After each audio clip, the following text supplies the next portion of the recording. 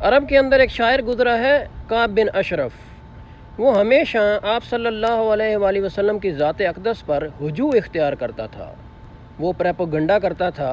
اور غلط الفاظ کا انتخاب کر کے آپ صلی اللہ علیہ وآلہ وسلم کی ذات اقدس کو نشانہ بنایا کرتا تھا۔ تو اللہ نے قرآن مجید میں آپ کی اس وقت اس طرح رہنمائی فرمائی، فافو وصفہو، عفو درگزر اختیار کریں، حتیٰ یاتی اللہ بامرہ،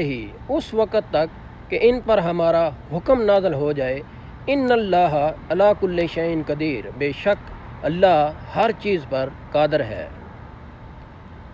تو ان کو پتہ ہونے کے باوجود کہ آپ صلی اللہ علیہ وسلم حق پر تھے، لیکن وہ حسد کی بنیاد پر آپ کو نشانہ بنایا کرتے تھے۔ تو جو لوگ طارق جمیل کی بات کر رہے ہیں کہ وہ غلط ہے، تو میں ان کو بتاتا چلوں کہ جو اللہ کے نیک لوگ ہوتے ہیں، جن کو علم پر عبور ہوتا ہے، جن کے کردار میں عاجزی ہوتی ہے، وہ ہمیشہ عفو درگزر کا رستہ اختیار کرتے ہیں اور اللہ کے نبی کے اسوہ حسنہ پر عمل کر کے وہ اپنی زندگی کو آخرت کے ساتھ ملا کر کامیاب بنا لیتے ہیں۔ تو میں آپ کو بتاتا چلوں کہ جو لوگ یہ کہہ رہے ہیں کہ مولانا طارق جمیل صاحب نے میڈیا کے آگے اپنے گھٹنے ٹیک دیے ہیں، در حقیقت ایسا نہیں ہے۔ مولانا طارق جمیل صاحب کی پوری زندگی معاشرے کی اصلاح میں گزری ہے۔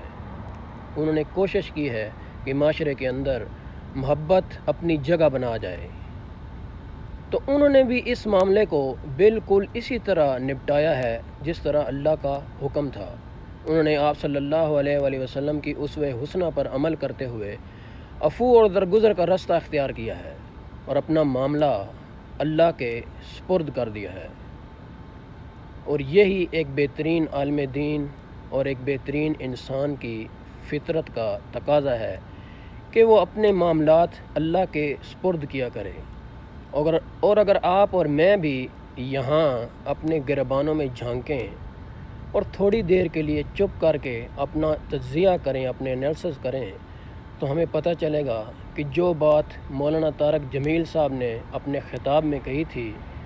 وہ 100% درست تھی۔ کوئی بھی انسان دنیا میں پرفیکٹ نہیں ہے، تو ہمیں اللہ سبحانہ وتعالیٰ کے حضور معافی کا طلبگار ہونا چاہیے، نہ کہ ایسے لوگوں سے معافی منگوا کر خود کے سر بلند کرنے چاہیے جو کہ معاشرے کی اصلاح کے لیے روتے بھی ہیں، اپنا مال بھی صرف کرتے ہیں، اپنا علم بھی صرف کرتے ہیں اور اپنی صحت بھی داؤ پر لگاتے ہیں۔ تو اللہ سبحانہ وتعالیٰ ہم سب کو اپنے حفظ و ایمان میں رکھے اور ہمیں راہ راست پر چلنے کی توفیق عطا فرمائے،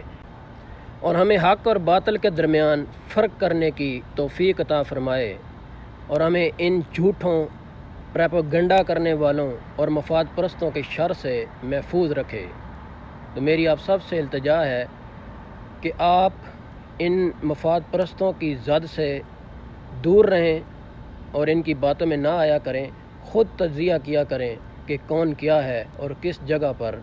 کھڑا ہے۔ کہیں ایسا نہ ہو کہ ہم بھی آج بالکل اسی گناہ کے مرتکب ہو جائیں جو آج سے 1400 سال پہلے ان لوگوں نے کیا تھا جو کعب بن اشرف کی شاعری کی زد میں آ گئے تھے اور انہوں نے آپ صلی اللہ علیہ وآلہ وسلم کی ذات اقدس کو زد و کوب کیا تھا۔ اللہ ہمیں حکم دیتا ہے کہ ہم اللہ سبحانہ وتعالیٰ کے آخری نبی صلی اللہ علیہ وآلہ وسلم کے اسوہ حسنہ پر عمل کر کے اپنی زندگی بسر کریں۔ تو ہمیں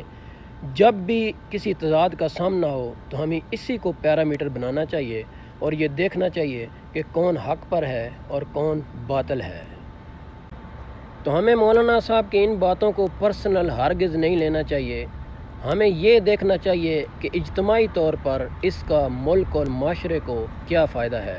کیا ہماری آنے والی نسلیں اس سے مستفید ہو سکیں گی، اور اگر ہمیں جواب مثبت ملتا ہے، ہاں میں ملتا ہے، تو ہمیں یکجا ہو کر اس شخص کا ساتھ دینا چاہیے اور میڈیا میں بیٹھی ہوئی کالی بھیڑوں کے خلاف جنگ لڑنی چاہیے، کیونکہ میڈیا کا یہ کام ہوتا ہے کہ وہ پروپیگنڈا کرے، وہ جھوٹ بولے، وہ فریمنگ کرے، وہ ایجنڈا سیٹ کرے، وہ لوگوں کو ہمیشہ اس چیز پر مجبور کرے کہ کیا سوچا جائے۔ وہ کبھی بھی یہ نہیں بتاتا کہ کیسے سوچا جائے، وہ لوگوں کو ایجوکیٹ نہیں کرتا۔ تو میڈیا کی تاریخ اٹھا کے دیکھ لیں، ان کا ایک ہی کام ہوتا ہے جو کہ کاروباری بندے کا ہوتا ہے کہ اپنی اکانومی اور اپنے مفادات کو ترجیح دینی۔ یہ ہمیشہ اپنی جنگ لڑتے ہیں، یہ کبھی بھی کسی معاشرے، کسی ملک، کسی فرد کی جنگ نہیں لڑتے۔ ان کی پہلی ترجیح اپنے مفادات ہوتے ہیں۔ تو یہ عام آدمی کو، ایک لے مین کو مینوپلیٹ کر کے اپنی زندگیوں کو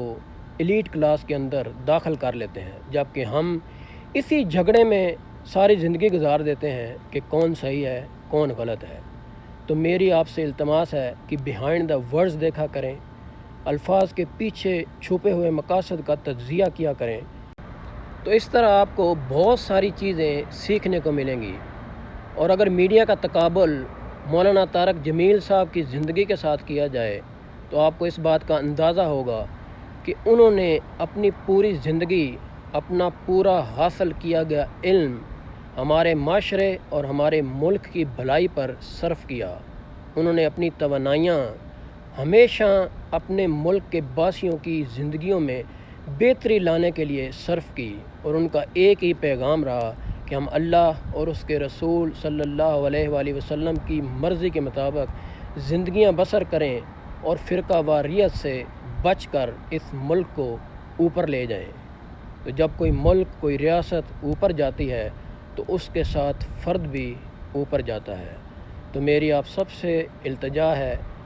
کہ آپ ہمیشہ حق کا ساتھ دیا کریں۔ اللہ تعالی ہم سب کو حق بات کے ساتھ کھڑا ہونے کی توفیق عطا فرمائے۔ وما علینا الا البلاغ المبین۔ السلام علیکم ورحمۃ اللہ وبرکاتہ۔